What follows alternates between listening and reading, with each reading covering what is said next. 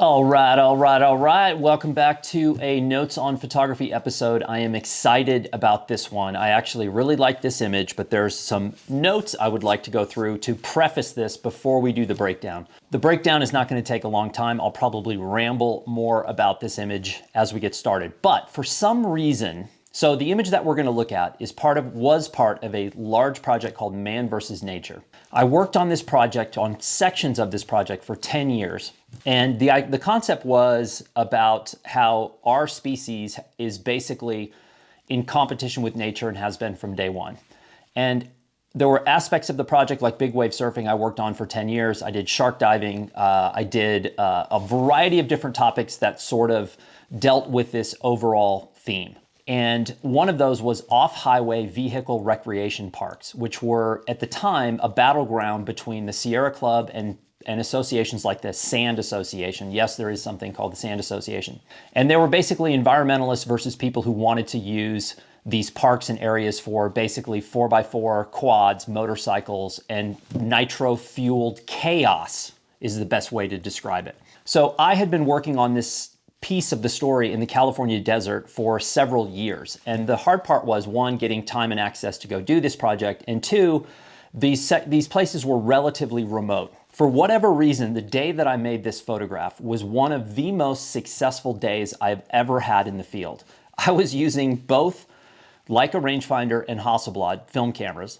I made probably half a dozen images with each system that ended up in the final project. Now, nothing happened with the final project. It was never published anywhere. It was never exhibited anywhere. I have sold prints from the project, but by about 1999, I realized that there was virtually no home in the professional photo industry for my work. And so I was completely fine with spending 5, 7, 9, 10 years on a project, knowing that it was never going to run or get published anywhere. The image that we're looking at was never published. It never ran anywhere. And I'm not even sure I sold a print of this image. There is a sister image with this. If I had to boil the day down into a diptych, this image and another, which I'm not going to show today, would make that pairing of a diptych. And I have sold the other image multiple times, and I do like the other image as well, and maybe I'll break that down at some point. The most impressive aspect of the day is I got to this location in a Honda Civic Hybrid. Now, I was in sections of the desert in that car where if I had gotten stuck, the vultures would be picking my bones right now. I'd still be out there. That was probably the most impressive thing. Keep that in mind. That's, I think, one of the things I want to say about this, the last thing before we break it down. There's a lot of romanticism being applied to medium format cameras right now, especially in the online community. These people walking around with Pentax 6x7 shooting old buildings and random West Texas landscape, that kind of stuff. Shooting medium format is deceptive because it lulls you into thinking that what you're doing is actually better than it really is.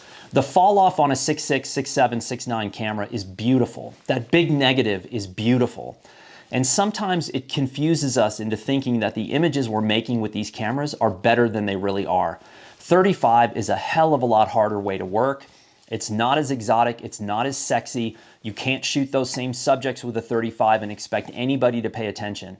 So I was shooting a Hasselblad 501 CM, I think, or a 503 CW. I have two Hasselblads, and with an 80mm lens. And that was basically the only thing I carried. I had one 12 exposure back.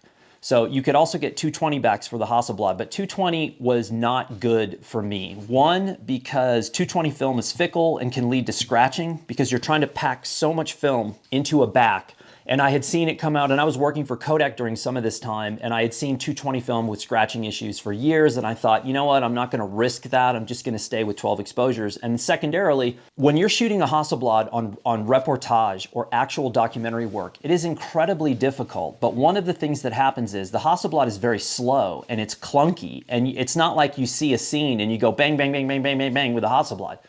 On a 12 exposure roll of film, I might have 12 different photographs. And so with a 220 roll of film, it was even more so. And it got to the point where I was like, if I lose a roll of film or if the lab scratches it, I'm out double the amount of images. So I'm gonna stick with a 12 exposure roll and go that way. But if you think that this is a quick way of working or this is a camera system that you're gonna operate like a 35, you are very mistaken. And also, when you're editing your own 6'6", 6'7", 6'9", you have to be critical, because you can take a picture of your feet with a 6x7 camera and you're like, wow, that's an amazing picture. And most of the time it's not, so it can be a little deceptive. Would I rank this picture in the top 10 that I've made in my career? No, not even close, but I do like it, so let's have a look and break it down. All right, people, let's go to the videotape and break this bad boy down. But first, I apologize to all people and organizations involved in this event, because my guess is every hipster with a film camera in Southern California might see this and be on their way out here. That's just how it happens these days, so I apologize in advance. There's a few things about this image that I think work. And I think one of the reasons is that it's shot with a square. There obviously is detail outside of this frame in both directions, but I don't need it. I think this square actually sums up this image and this scene very well. The first is that the horizon line is right here, people. It's right here. It's not right here. It's not dead center in the frame. I've weighted it slightly to the top, which I think is hugely important. It gives you much more of a sense of scale. Secondly, I do like the fact that I have a little bit of cloud cover up here, a little detail in the sky. It's not the end of the world, because I think the starkness of the ground reflected in the sky would actually be okay. But things I like. Critical area of focus right here, impossible to miss. That's a Hasselblad with a close to wide open aperture. So that's kind of what I was after. This is the kind of look that I was after when I used Hasselblad for reportage. Next, I love the fact that you've got all these dynamic elements, and you've got big ones and you've got little ones that are here and all the way up here, and all these lines that lead the viewer to the horizon line. That is because of so many vehicles on the desert here, on the flats, that are basically leaving tracks, and that I use to my benefit. I want your eye to go from the gas tank and the handlebars into the frame. So I've got my foreground here. I've got my midground with these three folks here, and I've got my empty background, which is the horizon line. That's where the horizon comes into play, as it's actually working as my background. I think that works. Also, I love the fact that each of these humans is in the middle of doing something. This guy on the right over here, he's setting up his tripod. I like his sort of action stance that he's got going. There's a woman here, never seen her before in my life, but she's in the middle of walking. Her stride, her legs are slightly askew, which I think works. And this is actually photographer Nick Gingold, who I met in Southern California, I don't know, short time before I made this picture. But Nick is in the middle of doing something too. What he's doing, I have no idea. He's a photographer, could be anything. He might be getting ready to do Tai Chi for all I know. It would make perfect sense to me. Also, I like the fact that these shadows, it's telling you time of day. And when you're in the desert, after about the first 20 minutes, your light is gone for the rest of the day. So the only thing you can do in a situation like that is really use the light, the direction of the light to your advantage, which is what I'm trying to do here. And just letting the shadows go black, because I don't really care what's in that shadow. Now, what's wrong with this? What would I nitpick? Well, you can see right here between the handlebar and this dynamic element, I've got a gap right in here. And I think that's important. Gives a little space, a little breathing room. I do not have that same gap right here. The line is actually going through the handlebar, and that's my fault. That's my mistake. That's from working too quickly. I should have made one little tiny step in this direction, like a quarter step in that direction. But remember, I'm using a waist level finder, so I'm looking down.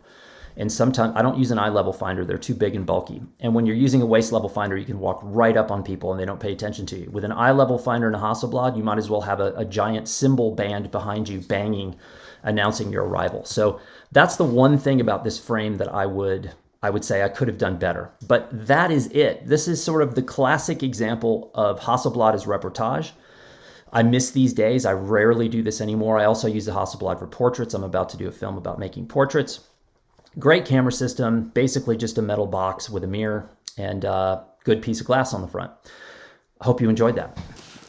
That noise you heard in the background was my dryer going, that click, click, clack, clack, clack, clack. So that was part of the ambient sound here at Shifter Media that you've come to know and enjoy. So that is the breakdown for today. Again, a very simple image that was incredibly fun to make. This was such a fun day. Getting up at like 3:30 in the morning, leaving Orange County, driving up through LA, out into El Mirage Dry Lake, and starting to make these pictures and realizing, wow, one, I'm having some success. Two, the weather is right, the light is right, the subject matter is right. This was a target-rich environment. The fact that I was so successful on this day has a little bit to do with me knowing what I'm after, but also a lot to do with the ingredients.